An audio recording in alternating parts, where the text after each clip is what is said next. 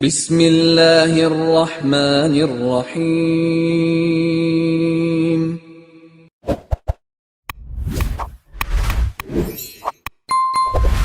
السلام علیکم ورحمۃ اللہ وبرکاتہ۔ ان الحمد للہ نحمده ونستعینه ونستغفره ونستهدیه والصلاة والسلام على سید المرسلین محمد وآلہ وصحبہ اجمعین، اما بعد۔ حاضرین و ناظرین، یہ درس حدیث نمبر 242 ہے اور آج کا عنوان ہے حضرت موسیٰ علیہ السلام کا حضرت خضر علیہ السلام کے ساتھ علمی سفر۔ روایت سماعت کیجئے، ترجمے کے بعد تشریح ہوگی۔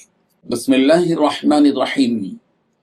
عن سعید بن جبیر رضی اللہ عنہ عن ابن عباس رضی اللہ عنہما قال كنا عنده فقال القوم إن نوفا الشامي يزعم أن الذي ذهب يطلب العلم ليس موسى بني إسرائيل، وكان ابن عباس متكئا فاستوى جالسا فقال كذلك يا سعيد؟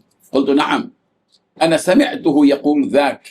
فقال ابن عباس كذب نوف، حدثني أبي بن كعب رضي الله عنه أنه سمع النبي صلى الله عليه وسلم يقول رحمة الله علينا وعلى صالح، رحمة الله علينا وعلى أخي عاد، ثم قال إن موسى عليه السلام بينما هو يخطب قومه ذات يوم إذ قال لهم ما في الأرض أحد أعلم مني، وأوحى الله تبارك وتعالى إليه أن في الأرض من هو أعلم منك، وآية ذلك أن تزود حوتا مالحا فإذا فقدته فهو حيث تفقده، فتزود حوتا مالحا فانطلق هو وفتاته حتى إذا بلغ المكان الذي أمرا به فلما انتهيا إلى الصخرة انطلق موسى يطلب ووضع فتاه الحوت على الصخرة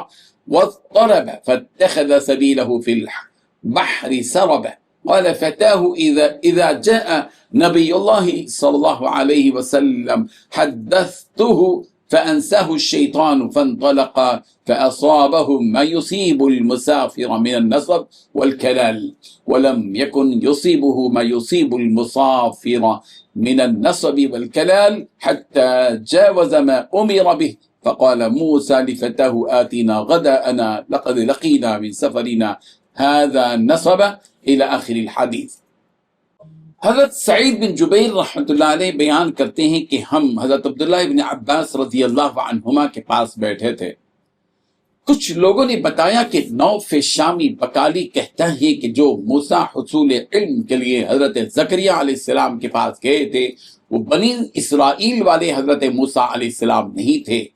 یہ سن کر حضرت عبداللہ ابن عباس رضی اللہ عنہما سیدھے ہو کر بیٹھ گئے اور کہا اے سعید، کیا وہ ایسا ہی کہتا ہے؟ میں نے کہا جی ہاں، میں نے خود اس سے ہی سنا ہے۔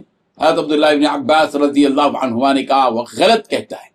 حضرت ابی بن کعب رضی اللہ عنہ سے روایت ہے کہ نبی کریم صلی اللہ علیہ وسلم نے ارشاد فرمایا اللہ تعالی ہم پر اور صالح علیہ السلام پر رحمت کریں، اور اللہ تعالی ہم پر اور عاد قوم والے میرے پیغمبر بھائی ہود علیہ السلام پر رحمت کرے۔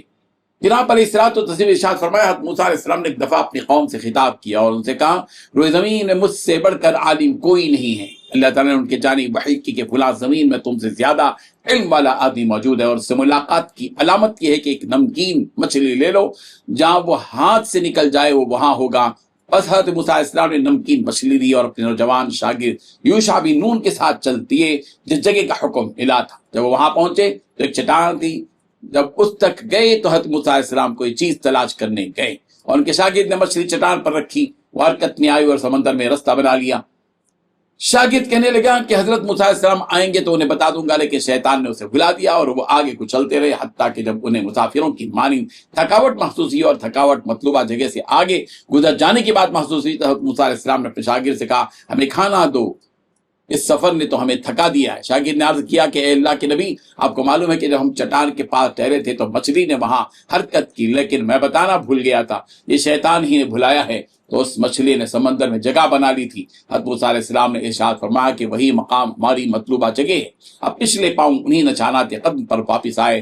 جب اس چٹان تک پہنچے تو وہاں گھومے، اچانک دیکھتے ہیں کہ حضرت خضر علیہ السلام کپڑا لیے موجود ہیں۔ حضرت موسیٰ علیہ السلام نے ان کو سلام کیا، انہوں نے سر اٹھایا اور کہا تم کون ہو؟ انہوں نے کہا میں موسیٰ ہوں۔ انہوں نے پوچھا کون سا موسیٰ؟ انہوں نے کہا بنو اسرائیل والے موسیٰ۔ حضرت موسیٰ علیہ السلام نے کہا تمہارے پاس علم ہے، میں چاہتا ہوں کہ تمہاری رفاقت میں رہ کر وہ علم حاصل کروں۔ انہوں نے کہا تم اس کے حصول کی طاقت نہیں رکھتے۔ انہوں نے کہا آپ مجھے صبر کرنے والا پائیں گے، میں آپ کی نافرمانی نہیں کروں گا۔ حضرت خضر علیہ السلام نے کہا جس کی آپ کو خبر نہیں اس پر تم صبر نہیں کر سکو گے۔ حضرت موسیٰ علیہ السلام نے کہا مجھے چونکہ حکم ملا ہے اس لیے میں صبر کروں گا۔ حضرت خضر علیہ السلام نے کہا اگر تم میرے ساتھ چلو تو پھر جو بھی میں کرتا جاؤں تم کچھ بھی نہیں کہنا، میں خود ہی وضاحت کر دوں گا۔ اب دونوں چلے، کشتی میں سوار ہوئے۔ جب وہ کشتی روکی تو اس کے سوار باہر چلے گئے تو یہ پیچھے رہ گئے اور انہوں نے اس میں سوراخ کر دیا۔ حضرت موسیٰ علیہ السلام بول پڑے کہ تم نے اس میں سوراخ کیوں کر دیا؟ کشتی میں بیٹھنے والوں کو غرق کرنا چاہتے ہو؟ یہ تو اچھا کام نہیں کیا۔ حضرت خضر علیہ السلام نے کہا میں نے تم سے کہا تھا کہ تم اس سفر میں میرے ساتھ صبر نہیں کر سکو گے۔ حضرت موسیٰ علیہ السلام نے کہا میں بھول گیا ہوں، اس پر مواخذہ نہ کریں اور تنگ نہ ہوں۔ پھر چل پڑے اور سمندر کے کنارے پر پہنچ گئے۔ وہاں بچے کھیل رہے تھے، ان میں ایک بچہ سب سے زیادہ صاف ستھرا تھا۔ حضرت خضر علیہ السلام نے اسے پکڑا اور قتل کر دیا۔ اب کی بار پھر حضرت موسیٰ علیہ السلام بول پڑے اور کہا ایک ایسی جان کو قتل کر دیا آپ نے جس کا کوئی قصور نہیں ہے، یہ تو بہت بری چیز ہوئی۔ حضرت خضر علیہ السلام کی تکرار سے کچھ شرم سے محسوس ہونے لگی۔ حضرت موسیٰ علیہ السلام نے فرمایا اگر میں اس کے بعد سوال کروں تو آپ مجھے ساتھ نہ لے جانا، آپ کا عذر معقول ہوگا۔ اب وہ دونوں چلے اور ایک بستی والوں کے پاس آئے اور ان سے کھانا طلب کیا، جبکہ حضرت موسیٰ علیہ السلام سخت تھک چکے تھے، بھوک سے نڈھال تھے۔ انہوں نے میزبانی کرنے سے انکار کر دیا۔ پھر حضرت خضر علیہ السلام نے دیکھا کہ ایک دیوار گرنا چاہتی ہے، بس انہوں نے اسے درست کر دیا۔ اس بات موسیٰ علیہ السلام نے کہا اتنی مشقت میں ہم مبتلا ہیں، اگر آپ چاہتے تو اس پر اجرت لے لیتے۔ حضرت خضر علیہ السلام نے کہا یہ میرے اور تمہارے درمیان جدائی کا وقت آ گیا ہے۔ حضرت موسیٰ علیہ السلام نے ان کا دامن پکڑ لیا اور کہا جو کچھ آپ نے کیا اس کا پس منظر تو بیان کر دو۔ حضرت خضر علیہ السلام نے کہا اما السفینۃ فکانت للمساکین یعملون فی البحر فاردت ان اعیبها وکان وراءهم ملک یاخذ کل سفید غصبا۔ اس کشتی کا معاملہ یہ کہ وہ چند غریب آدمیوں کی تھی جو دریا میں محنت مزدوری کرتے تھے، میں نے چاہا کہ اسے عیبدار کر دوں، کیونکہ آگے ایک ایسے بادشاہ کا علاقہ تھا جو ہر کشتی کو زبردستی چھین لیتا تھا۔ اب جب وہ بادشاہ کے پاس گزرے گی اور وہ اس کو سلاح زدہ دیکھے گا تو اس کو چھوڑ دے گا، اور یہ نقص اتنا بڑا بھی نہیں ہے، اس کا مالک لکڑی کا ٹکڑا لگا کر اس کی مرمت کر لے گا اور پھر یہ لوگ فائدہ اٹھاتے رہیں گے۔ رہا مسئلہ بچے کو قتل کرنے کا تو اس پر کفر کی مہر لگ چکی تھی، جبکہ اس کے والدین اس سے محبت کرتے تھے۔ اگر اس معاملے میں وہ اس کی اتباع کرتے تو وہ ان کو کفر اور سرکشی میں پھنسا دیتا۔